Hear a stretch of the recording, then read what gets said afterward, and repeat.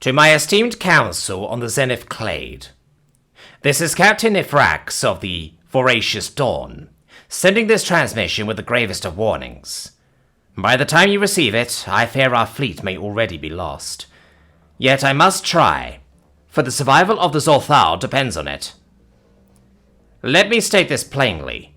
As much as it pains me to utter the words, the humans eat us. Not metaphorically, not symbolically. They consume our flesh with an enthusiasm that defies understanding. I know how absurd this sounds. I scarcely believed it myself, even as I watched it happen. What follows is my account, such as it is. May it serve as both warning and plea. 3 rotations ago, we arrived in Earth's orbit. It was meant to be a routine conquest. Humanity's technology was laughable by our standards. Their crude metal crafts barely worthy of the name ships. Their communications channels were cluttered with meaningless signals, babbling voices, repetitive tones, and endless songs. The confidence of the fleet was absolute. We, the Zorthal, had faced far greater adversaries and emerged triumphant. As the flagship of the Armada, the Voracious Dawn led the charge. Our warriors descended on the planet in waves, scattering humans like leaves in a storm. Their resistance was chaotic and disorganized. Their weapons, while powerful, lacked the precision to penetrate our energy shields. It was as we expected. Another swift victory in the annals of Zorthal domination. But then came the incident. It happened in a region the humans call Florida. A squad of our warriors reported encountering an unusual militia. Disorganized, yes, but uncharacteristically bold. The humans fought with desperation. Their primitive firearms quickly expended. And then, something unthinkable occurred. A human, weaponless and bleeding, leapt at one of our warriors. It bit into his arm. Bit! The report seemed almost too ridiculous to file. A barbaric act of desperation, I thought. But then the human grinned, an expression I now know to be one of delight, and exclaimed something our translators rendered as, "Tastes like crab." What followed can only be described as chaos. The other humans, emboldened, did the same. They tore at our warriors' carapace with bare hands and teeth. At first, we dismissed it as an anomaly, a fluke. But similar reports began streaming in from other regions. Across the planet, humans had discovered a horrifying truth.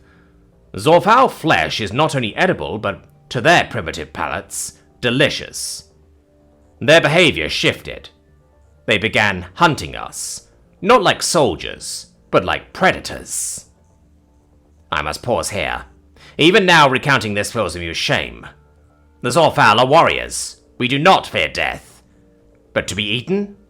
To have one's flesh savored like a delicacy? There are no words in our language for such a dishonor. I witnessed a turning point with my own eyes during the assault on their capital. A warrior, Varul, was captured by a group of humans after his shield generator failed. I expected him to die quickly, perhaps under their crude blades or fire sticks. Instead, they overpowered him, tore at his carapace, and began consuming him on the spot. One of them, a female, I believe, shouted, "Get the butter!" as the others howled in delight. From that moment, the tide of battle turned. The humans were no longer disorganized prey. They became hunters, relentless and ingenious. They set traps baited with their own food, knowing we would investigate. Warriors who entered these traps were never seen again. Smoke and laughter rose from their encampments, and the stench of cooked flesh filled the air. Our scientists worked desperately to uncover the source of this nightmare. Their findings chilled us to our very cores. Human digestive systems, unlike those of most species, can process an astonishing variety of organic matter. Our flesh, rich in proteins and similar to certain aquatic creatures they consume, was not only digestible, but, according to them, delightful. Worse still, their digestive enzymes neutralized our natural toxins. We tried to adapt.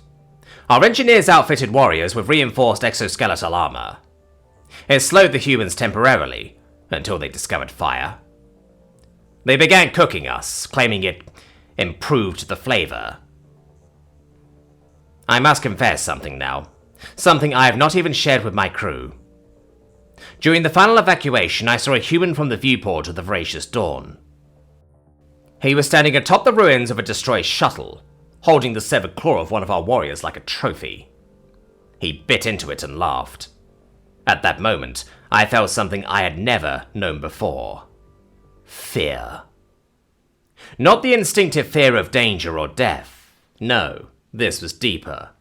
A realization that we were no longer the masters of this galaxy.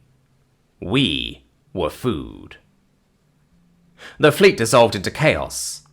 Captains abandoned their posts. Ships fled in every direction, and I stayed too long, hoping for some last-minute reversal.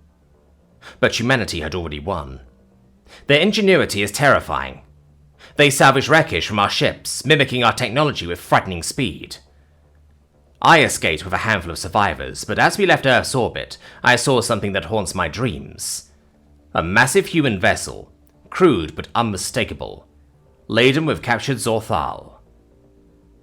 They are coming for us. Not as conquerors, but as hunters. Counselors, I beg you to heed this warning. Strengthen our fleets, prepare our defenses, but most of all, find a way to render us inedible. If we do not, humanity will devour us to extinction. This is Captain Ifrax, formerly of the glorious fleet of Zorthal. I send this transmission with what little hope remains. End transmission.